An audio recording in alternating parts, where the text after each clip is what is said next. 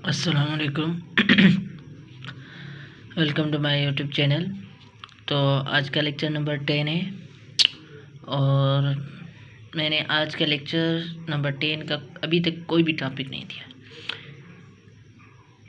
अब सोच रहे हैं कि यार लेक्चर नंबर 10 तो अपलोड है, अब लेक्चर नंबर 10 तो लिखा है, लेक्चर नंबर 10 का नाम क्या है? तो उस नाम को मैंने अभी इसलिए नहीं लिखा है, इसके पीछे क्या रीज़न है वो मैं आपको आगे बता रहा हूँ। मैं आपको पहले बोल रहा हूँ कि आप इस क्वेश्चन को देखें, क्या इस क्वेश्चन को हम वेरिएबल सेपरेबल मेथड से सोल्व कर सकते हैं या नहीं। अगर हम इस क्वेश्चन को गौर से देखें, इस क्वेश्चन को, तो क्या मैं x और y को अलग कर सकता हूँ? आप सोचें इस क्वेश्चन को कि अगर मैं सपोज़ अगर मैं बोलूँ कि a plus b whole square वाले फार्मूले से मैं सॉल्व कर दूँ, लेकिन ये क्वेश्चन उस क्वेश्चन से नहीं होगा, वेरिएबल सेपरेबल मेथड से। तो अब इस क्वेश्चन को हम, इस डिफरेंशियल इक्वेशन को हमें सॉल्व तो करना है, तो अब क्या करना पड़ेगा कि हमें वेरिएबल सेपरेबल से तो नहीं हो रहा, तो और क्वेश्चन तो होगा ना, तो कोई मेथड तो होगा ना, तो हमारे कैसे सॉल्व होगा? तो इसको हम किस मेथड से सॉल्व करेंगे वो अभी हम इस लेक्चर के अंदर डिस्कस करने हैं। वो मेथड ये है कि हम क्या करें, रिड्यूस में, यहाँ पे अपना लेक्चर का नाम reducible two variable separations method में, मतलब ये कि हमें कोई ऐसा कुछ करना पड़ेगा कि पहले इक्वेशन को हमें सेपरेबल फॉर्म में लाना है, देन हमें सॉल्व करना पड़ेगा। तो हम यहाँ पे क्या करेंगे, सबसे पहले कि हम इसके अंदर जो वेरिएबल्स हैं उनको किसी के बराबर रख लेते हैं। लेट सपोज मैं क्या कर देता हूँ, z के x प्लस वाई को मैं क्या करता हूँ, इस वाले से को मैं क्या कर देता हूँ, जिसके अंदर सिर्फ x प्लस वाई है उसको मैं क्या कर देता हूँ, z के बराबर कर, एंड देन मैं क्या कर देता हूँ, उसका डेरिवेटिव। और हम इस तरीके क्या करते हैं, सब्स्टिट्यूशन मेथड से, मतलब रिड्यूसिबल टू वेरिएबल करेंगे, लेकिन ये के फॉर्म कौन सा, रिड्यूसिबल। तो हमारा x का डेरिवेटिव क्या हो जाएगा, 1। तो हम विथ रिस्पेक्ट टू x कर रहे हैं, तो y इज इट, क्यों y के हमें पता नहीं, तो हम क्या करेंगे, dz by d x minus 1 is equal to dy by d x. अब मैं क्या करूँगा, यहाँ पर अगर मैं देखूँ तो मैं क्या करूँगा कि यहाँ पर भी x प्लस वाई होगा, वहाँ पर मैं z लिख लूँगा, सही है ना। और जहाँ पर भी d y by d x होगा, उसकी जगह पर मैं क्या वैल्यू रख लूँगा, 1 d y by d x z minus 1 रख लूँगा। तो मैं यहाँ पे रख लूँ इस इक्वेशन के अंदर d z minus upon d x minus 1 is equal to u square. अगर मैं यहाँ से आगे थोड़ा देखूँ तो मैं d x is equal to u square plus 1, हमें क्या करना है, वेरिएबल। अब देखें हम, सॉरी यहाँ पे z आएगा, मैंने z आएगा, तो हमें अब वेरिएबल को अलग करना है। तो यहाँ से अगर देखें तो वेरिएबल अलग हो रहे हैं, z square plus 1 is equal to d x, सही ना। तो अगर मैं इसके बाद अब देखें तो हमारा वेरिएबल्स जो हैं वो अलग हो चुके हैं, वेरिएबल फॉर्म में आ चुके हैं। तो हम देन क्या करते हैं, इंटीग्रेशन अप्लाई करते हैं, d z by z plus 1 is equal to d x. अब हमने लेक्चर नंबर 9 के अंदर हमने पढ़ा था, क्या पढ़ा था, कि अगर कोई भी ऐसा फॉर्म बन गया a square plus you square, तो उसको हम कैसे लिखते हैं कि हम उसको 1/a tan inverse u by a। तो अगर हम मैं इस क्वेश्चन के अंदर देखूँ तो इस चीज़ को मैं ऐसे भी लिख सकता हूँ 1 + z²। तो 1 मतलब a जो हमारा है वो 1 है और u जो है हमारा z है, तो हमारा 1 tan इनवर्स z/1। तो इसी चीज़ को मैं यहाँ पे इम्प्लीमेंट कर देता हूँ कि tan inverse z = x + c। आगे भी मैं कर सकता हूँ कि अगर अब देखें तो हमारा क्वेश्चन किस फॉर्म में था, x एंड y के फॉर्म में, z के फॉर्म में था ही नहीं। तो हम क्या करेंगे, हम दोबारा से z की वैल्यू जो रखी थी ना किसके बराबर, यहाँ पे देखें तो x z = x + y, तो वो दोबारा हम यहाँ पे पुट कर देंगे, तो ये x + c। और अगर हम आगे थोड़ा सा करना चाहें तो ये हम कर सकते हैं tan x + c। क्यों? क्योंकि यहाँ पे tan इनवर्स है = इस तरफ चला जाएगा, तो ये बन जाएगा हमारा tan। तो हमारा इस क्वेश्चन का ये आंसर बना।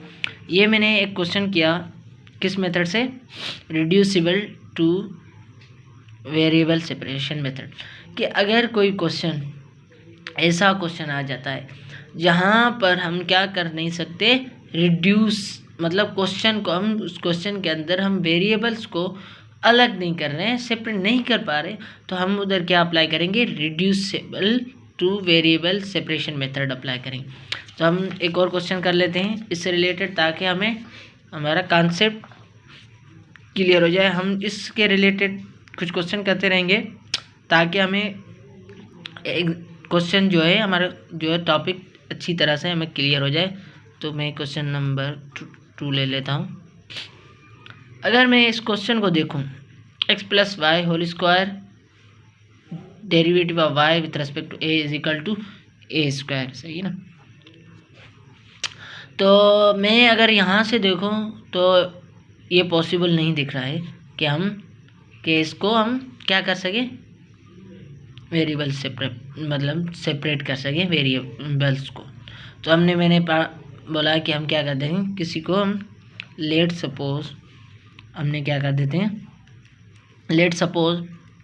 हम यहाँ पर कोई भी, आप अपनी मर्ज़ी से, मैं अपने हिसाब से रख रहा हूँ z के बराबर, तो आप अपने हिसाब से बराबर रख लें कि, तो हमने क्या कर देंगे, इसका डेरिवेटिव निकाल देते हैं विथ रेस्पेक्ट टू x। तो ये 1 + dy/dx, और आगे हम क्या रखते हैं इस तरह,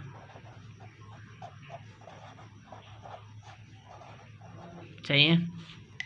तो मैं क्या कर देता हूँ, ये वाली चीज़ यहाँ पे मैं इस चीज़ को और इस चीज़ को मैं क्या कर देता हूँ, हमारी जो ये वाली क्वेश्चन है इसके अंदर इम्प्लीमेंट कर देता हूँ। क्यों? क्योंकि वेरिएबल सेपरेबल फॉर्म बनाने के लिए। तो मैं क्या कर देता हूँ, z² dy की जगह पर मैं क्या करता हूँ, dz/dx - 1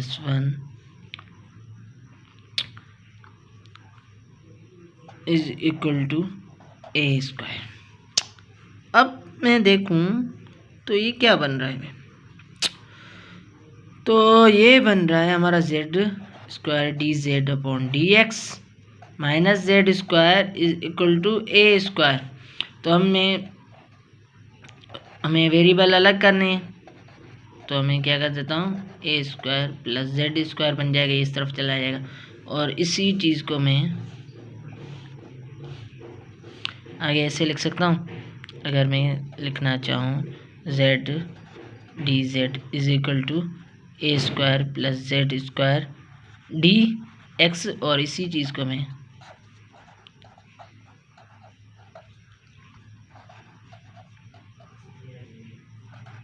dx। अब देखें तो हमारा वेरिएबल सेपरेबल फॉर्म आ चुका है। तो हम अब क्या करेंगे, इसको इंटीग्रेशन हम अप्लाई करेंगे। क्या करेंगे, इंटीग्रेशन अप्लाई करेंगे। अब यहाँ पे हमारे पास क्या करेंगे, ऐसा क्या तरीका अपनाएं कि हमारा ये क्वेश्चन सॉल्व हो जाए। तो मैंने पिछले लेक्चर के ही अंदर ही डिस्कस आपको कर दिया कि अगर पावर के वेरिएबल सेम हो, सिर्फ कांस्टेंट के अंदर चेंजिंग हो, तो हम क्या फॉर्म लगाएंगे, हम ये वाली फॉर्म लगाएंगे कि हम क्या कर देंगे, जेड स्क्वायर ए स्क्वायर प्लस जेड स्क्वायर, तो 1/z² प्लस ए स्क्वायर, ये कैंसिल। तो मैं इस चीज़ को ऐसे रिमेनिंग क्या है, तो मैं इस चीज़ को क्या कर दूंगा, ये वाला form 1 - a² upon a² plus z² is equal to integration of dx। तो मैं अब अलग अलग अप्लाई कर देता हूँ, यहाँ मुझे dz लिखना था, dz माइनस और a² हमें पता है क्या हो जाएगा, बाहर कौन कांस्टेंट है,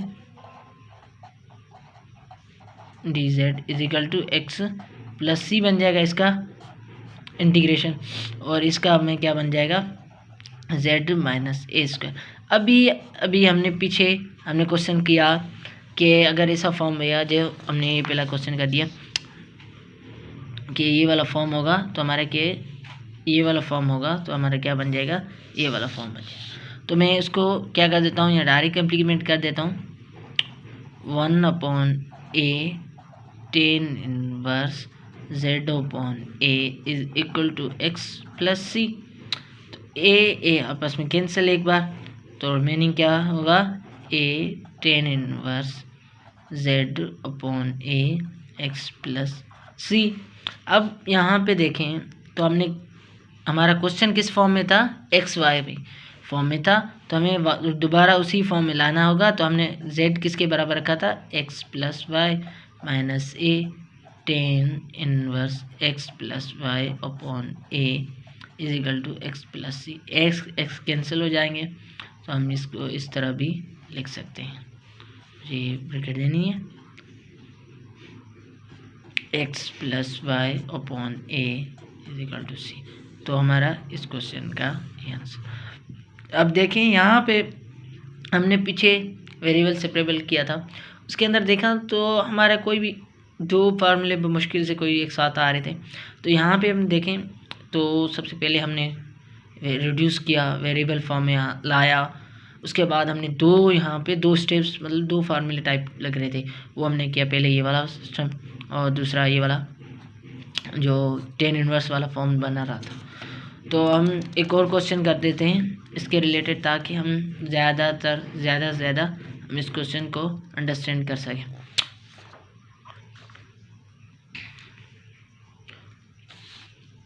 तो क्वेश्चन हम एक और क्वेश्चन कर लेते हैं, x plus Y plus 1 dy/dx is equal to 1। सही है ना।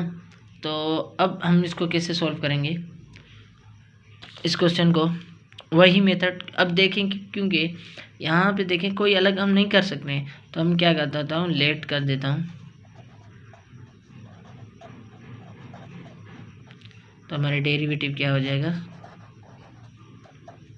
1 प्लस dy/dx, और इसी चीज़ को मैं इस तरह भी लिख सकता हूँ।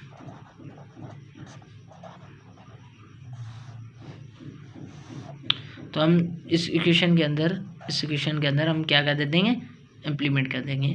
तो हमारा ये क्या हो जाएगा, z/dx minus 1 is equal to 1, और इसी चीज़ को मैं dz/dx minus z is equal to 1, और इसी चीज़ को मैं आगे इसे भी डिस्क्राइब कर सकता हूँ, क्या हो जाएगा 1 प्लस z, और इसी चीज़ को मैं ऐसे भी लिख सकता हूँ, और ये z/1 plus z is equal to dx। अब वेरिएबल सेपरेबल अलग हो चुके हैं, तो हम क्या करेंगे, इंटीग्रेशन अप्लाई कर। अब इंटीग्रेशन तो अप्लाई कर लेंगे, लेकिन यहाँ पे हम डायरेक्ट नहीं अप्लाई कर सकते हैं। तो अब अगर हम इस क्वेश्चन को देखें, वही सीन बन रहा है, वही चीज़ें हमारी रिपीट हो रही हैं आगे। क्या अगर वेरिएबल सेम हो तो हम क्या करेंगे,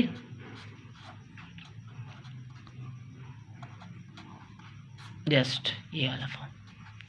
तो हम क्या कर सकते हैं, मैं इस चीज़ को मैं इस चीज़ को कैसे लिख सकता हूँ कि 1 minus 1/1 plus u z D Z is equal to X plus C बन जाएगा इसका डेरिवेटिव, और मैं z minus L N 1 plus Z is equal to X plus C, और z हमारे किसके बराबर है, x plus Y plus 1 L N 1 plus X plus Y plus 1 is equal to X plus C. तो हम और एक्स में कैंसिल, मैंने किया x plus 1 minus L N X plus Y plus 2 is equal to C. तो हमारा ये आंसर आ गया, सही है ना। तो हमारा इस क्वेश्चन का ये आंसर हो गया। अब इस रिलेटेड थोड़ा और टिपिकल एग्जांपल करते हैं ताकि हमारा कॉन्सेप्ट जो है वो बिल्कुल क्लियर हो जाए। तो हम आगे चलते हैं अपने क्वेश्चन की तरफ, जो थोड़ा टिपिकल भी हो और दो तीन चीज़ें भी यूज़ हो, तो हम उसको डिस्कस कर लेते हैं। तो हमारा ये क्वेश्चन नंबर हो जाएगा 4। तो dy by dx is equal to sine x plus Y plus cos x plus y. अब आ गया ना क्वेश्चन एक अजीब सा, एक मुख्तलिफ क्वेश्चन। अब इस क्वेश्चन में क्या करेंगे हम, अब देखें तो वेरिएबल सेपरेबल तो हो रहा है नहीं, तो हम क्या करेंगे, वही मेथड हम अप्लाई करेंगे। Let suppose x plus y को हम किसके बराबर रख लें, मैंने z का बराबर, आप जिसके बराबर रखना चाहें। तो ये z x के रेस्पेक्ट से हमें डेरिवेटिव निकालना है, तो 1 plus d y by d x. तो मैं इस चीज़ को इसी फॉर्म में रख लेता हूँ, d y by d x, जहाँ पे d y by d x है और जहाँ पे एक्स प्लस वाई वहाँ पे जेड खाली रख लेंगे। तो ये हमारा d z upon d x minus 1 is equal to sine z plus cos z. क्या अब भी हम निकाल सकते हैं वेरिएबल? हाँ, लेकिन हम थोड़ा सिंप्लीफाई करना पड़ेगा पहले। Sine z plus cos z plus 1, और इसी चीज़ को मैं ऐसे भी लिख सकता हूँ। तो मैं क्या कर देता हूँ, d z upon sine z plus cos z plus 1 is equal to d x. अब वेरिएबल्स तो अलग हो चुके हैं, अब हमें क्या करना है, वेरिएबल तो हमारा अलग हो गया है, तो हम नेक्स्ट स्टेप क्या होगा हमारा, इंटीग्रेशन। तो हमारा क्या हो गया, यहाँ पे इंटीग्रेशन हमने अप्लाई कर दिया, तो इसका तो इजी निकल जाएगा। लेकिन हमने 1 upon sine plus cos plus 1, ऐसा तो कोई फार्मूला पढ़ा नहीं, तो कैसे सोल्व, इट्स वेरी सिंपल। तो हम क्या कर देते हैं, हमने एक फार्मूला पढ़ा है, ट्रिग्नोमेट्री का है और बेसिक भी है, कि साइन 2 थीटा किसके बराबर है, 2 साइन थीटा कॉस थीटा के बराबर है। ये फार्मूला है ट्रिग्नोमेट्री, जो मेट्रिक क्लास के अंदर तक पढ़ाया जाता है वहाँ पे। अब यहाँ पे तो साइन है, तो हम क्या करेंगे, 2 से हर एंगल को मल्टीप्लाई कर देंगे दोनों साइड, तो ये आपस में कैंसिल हो जाएंगे। तो क्या हो जाएगा, sine theta is equal to sine half cos half theta बन गया। साइन की जगह पे तो हम ये भी रख लेंगे, लेकिन कॉस कैसे करें, कॉस के लिए तो कोई और फार्मूला होगा, जाहिर ही बात है, यही थोड़ी होगा। तो हम क्या करते हैं, हमने पढ़ा है कॉस हाफ एंगल, क्या है, हाफ एंगल किसके बराबर होती है, √1 प्लस कॉस थीटा अपॉन 2। लेकिन हमें क्या चाहिए, हमें तो कॉस थीटा चाहिए, तो हम क्या करेंगे, स्क्वायरिंग बोथ साइड, क्या स्क्वायरिंग बोथ साइड, सही ना। तो ये बन जाएगा cos square theta by 2 is equal to 1 plus cos theta upon 2, क्योंकि स्क्वायर रूट और स्क्वायर आपस में कैंसिल, तो हमारा ये बन जाएगा 2 cos square theta half is equal to 1 plus cos थीटा, और तो cos थीटा क्या हो जाएगा हमारा 2 cos square theta upon 2 minus 1। तो मैं क्या कर देता हूँ, इसकी जगह पर जहाँ पर भी cos z है sin z है वहाँ पर ये वाली वैल्यू में पुट कर देता हूँ। तो हमारा क्या हो जाएगा कि मैं क्या कर देता हूँ, इम्प्लीमेंट थोड़ा सा बड़ा लिख लेता हूँ ताकि हमें क्लियर नज़र आए। तो 2 साइन, क्योंकि हमारा यहाँ पे z है तो z ही लिखेंगे, थीटा लिखने की ज़रूरत नहीं है, बाय 2, क्योंकि मैंने थीटा इसलिए क्योंकि जनरल फॉर्म होता है तो मैंने जनरल फॉर्म लिख रहा है, plus 2 cos square z upon 2, सही है ना, -1, और हमारा +1 पहले भी होता तो ये आपस में कैंसिल, और ये मेरा बन जाएगा x प्लस सी।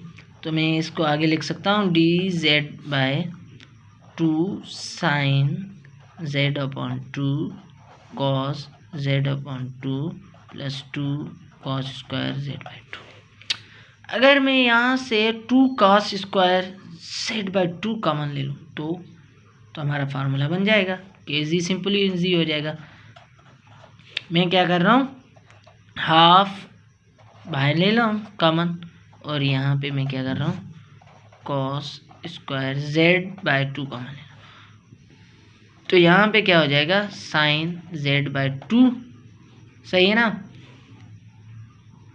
तो फिर यहाँ पे क्या बन जाएगा भाई, जब हम निकाल रहे हैं तो यहाँ पे बन जाएगा 1, यहाँ पे हमारा क्या बन जाएगा कि यहाँ पे हमारा 1/cos z/2 plus 1 is equal to x plus C. तो हम देखें, हमें पता है पीछे लेक्चर के अंदर हमने पढ़ा था कि cos जो है उसका भी कुछ इन्वर्स ये किसके बराबर होता है 1/sec x। तो यहाँ पे स्क्वायर है तो ये बन जाएगा sec स्क्वायर z/2 अपॉन इसको हम साइन बाय कॉस किसके बराबर होता है 10, तो z+1 में लिख सकता हूँ, ठीक है, z is equal to x plus C. तो हम आगे क्या कर देते हैं, तो हमारा किसके, तो मैंने यहाँ पे ये लिख लिया। अब क्या करना पड़ेगा भैया, अब तो क्या हो गया, अब तो क्वेश्चन थोड़ा टिपिकल हो गया, अब भी इंटीग्रेशन नहीं अप्लाई कर सकते हैं।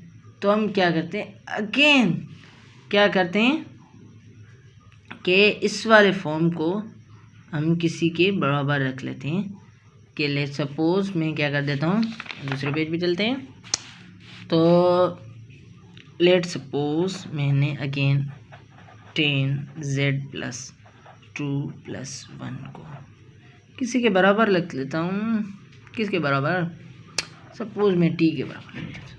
तो मैं क्या करता हूँ अगेन dt/dz, और अगर हम देखें तो डेरिवेटिव ऑफ 10 क्या होता है सेक स्क्वायर, तो क्या होता है sec square upon z upon 2, तो और z हाफ का क्या हो जाएगा 1/2, सही है, +1 का 0, तो कोई ज़रूरत ही नहीं है हमें लिखने की।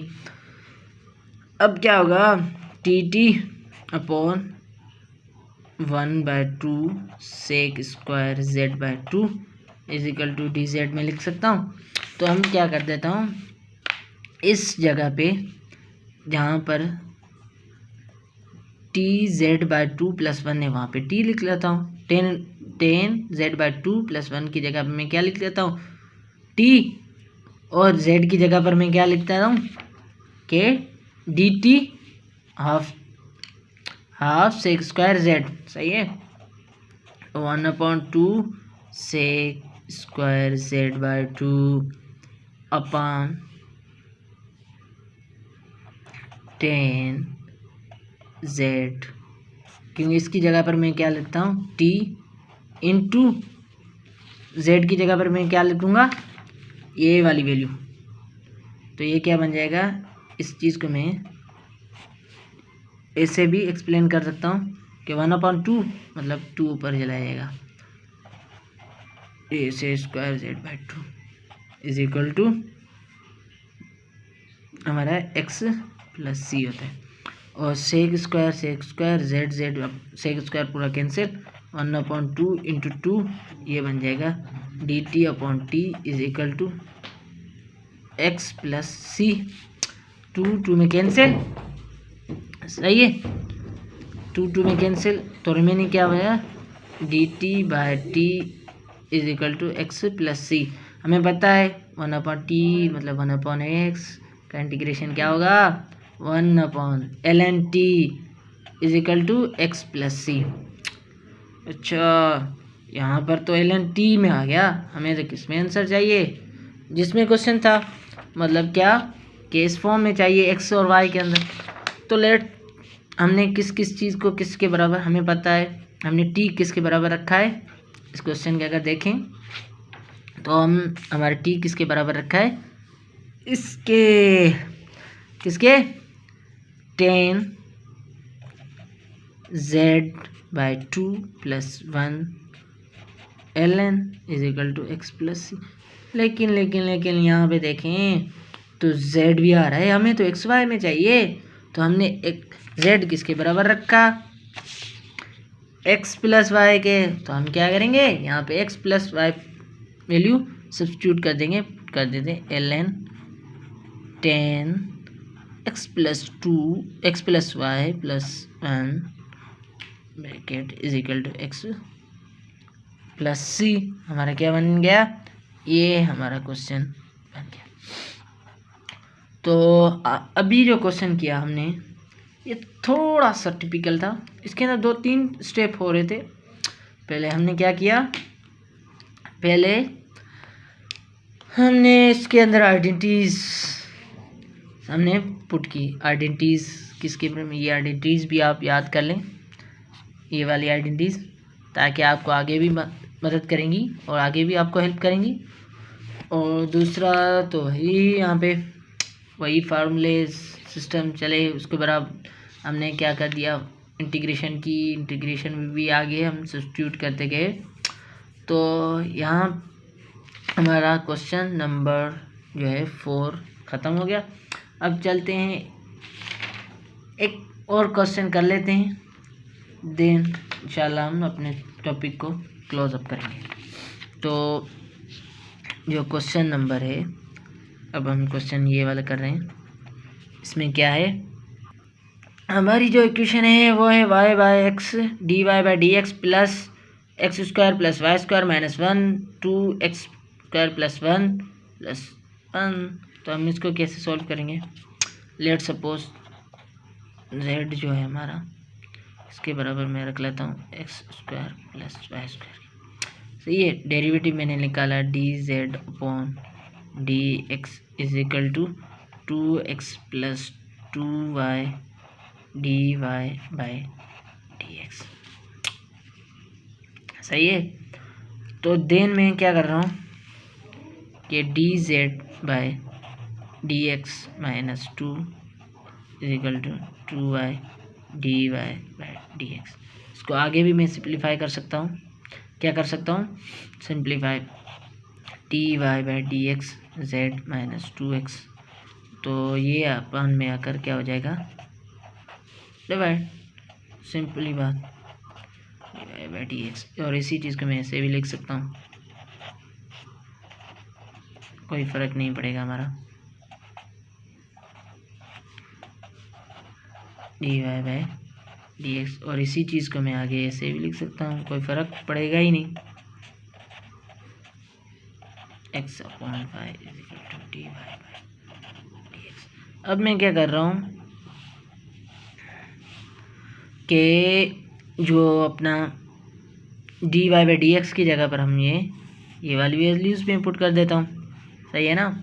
और यहाँ पर x square plus Y square है, वहाँ पे हम z पुट कर लेते हैं। तो मैं y बाय एक्स और dy बाय ये है dy बाय डी एक्स, इसकी जगह पर मैं क्या वैल्यू पुट कर देता हूँ, ये वाली। तो क्या बनी 1/2y dz by d x minus x y, सही है, plus z minus 1/z plus 2z plus 1 is equal to 0। सही है ना, यहाँ तक का समझ आ चुका होगा। आगे मैं सॉल्व करना चाहूँ तो ये बन जाएगा, अगर ओपन करूँ तो y by 2xy dz by dx, और ये बन जाएगा तो y/x into x upon y plus z minus 1/2z plus 1 is equal to 0। सही है ना।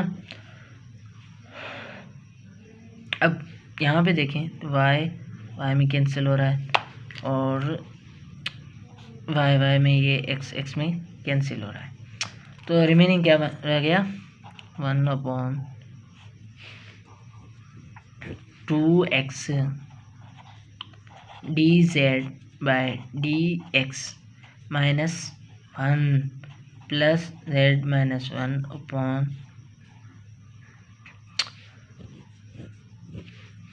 2z plus 1 is equal to 0।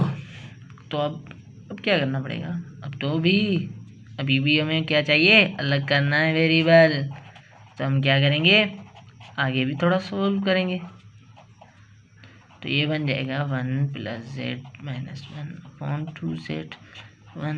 अगर इसकी एलसीएम लूँ तो ये 2z plus 1 minus plus z minus, oh sorry यहाँ पे माइनस आएगा क्योंकि वो उस तरफ चला गया, minus 1 plus upon 2z plus 1/2x dz by dx।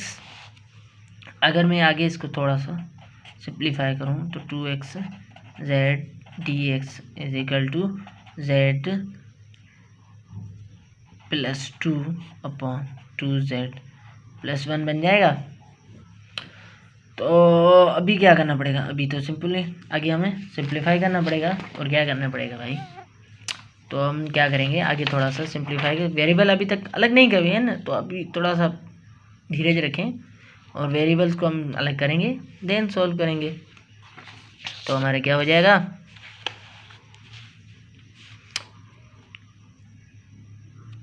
मैं दोबारा यहाँ पे थोड़ा सा लिख लेता हूँ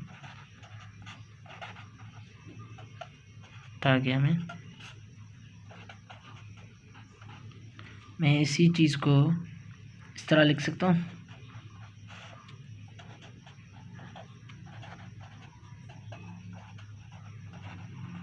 हाँ बिल्कुल।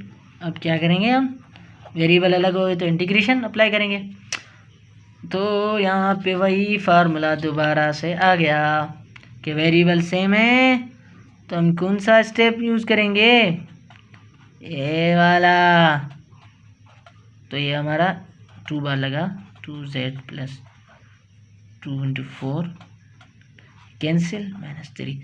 तो मैं क्या कर रहा हूँ, इस चीज़ को इसी तरह लिख रहा हूँ।